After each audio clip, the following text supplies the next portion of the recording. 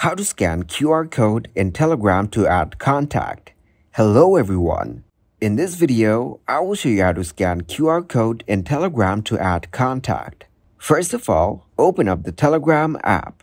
After opening the app, click on the settings icon from the bottom right corner. Once you get into the settings, scroll down here, and you will find the device option in here. Tap on the device option once you are in it. Then, tap to link a desktop device option from here, for which you have to scan the QR code of your friend's Telegram account. You can scan different people's QR code and then add them into your contacts. Also, you can scan the QR code of your desktop account. Then, you can use the same account on phone and desktop. Thank you guys for watching this video. Hope you got some value. Make sure to like the video and subscribe to the channel to get notified for new videos. See you in the next one.